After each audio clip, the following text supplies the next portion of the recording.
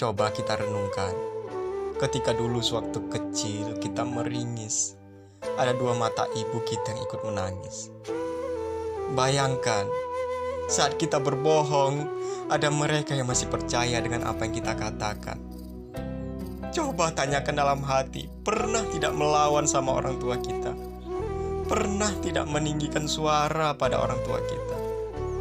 Ataupun tanpa kita sadari, kita pernah membuat hati orang tua kita bersedih.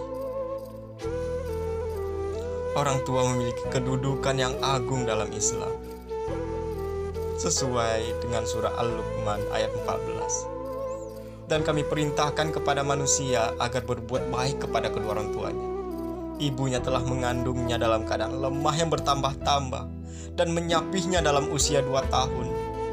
Bersyukurlah kepadaku dan kepada kedua orang tua, hanya kepada aku kembali.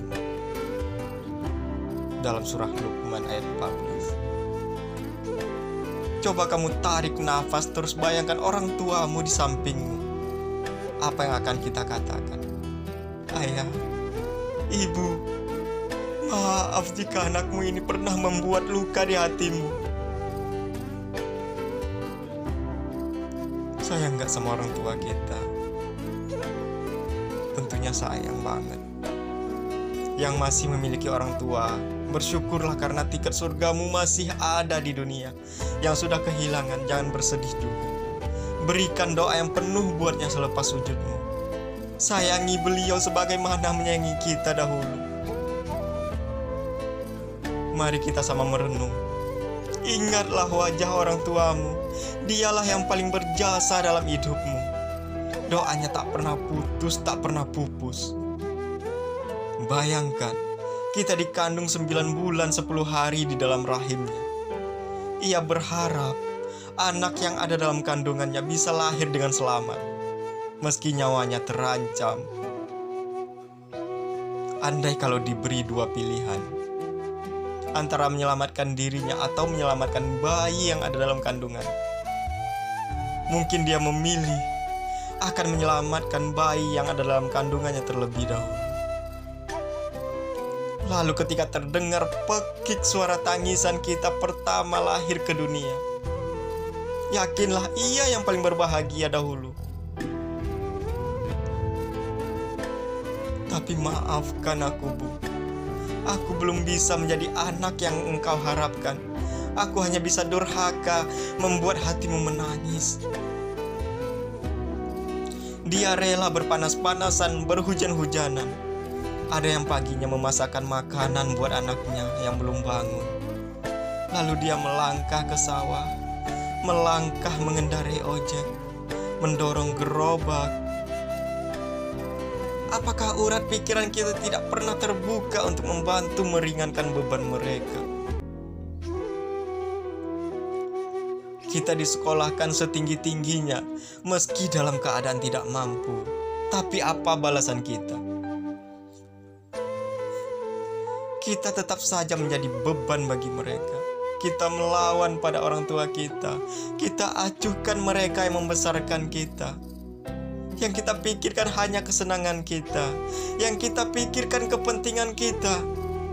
Kita sibuk berpacaran, sibuk berfoya-foya, sibuk dengan dunia kita sendiri, sementara dia di rumah memikirkan kita. Apakah anakku di sana baik-baik saja? Apakah dia sudah makan? Apakah dia sekarang dalam keadaan sehat? Kalau boleh ditanya, apa yang dia inginkan? Mungkin dia akan menjawab, dia tidak ingin harta kita. Dia tidak butuh pemberian apapun dari kita. Yang dia butuh dan inginkan hanyalah semata kabar berita dari kita. Kita tidak tahu.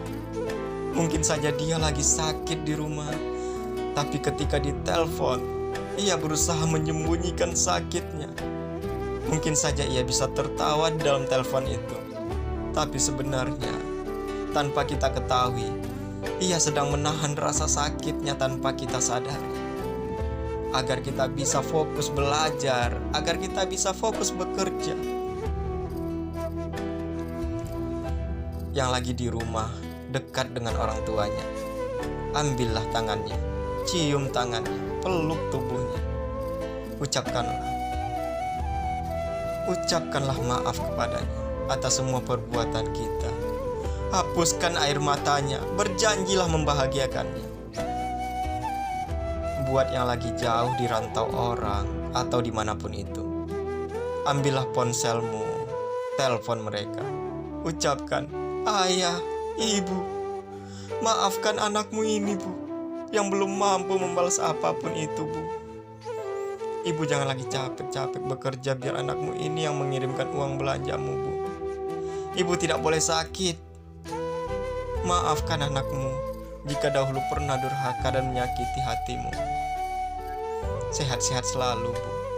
Sehat-sehat selalu, ya.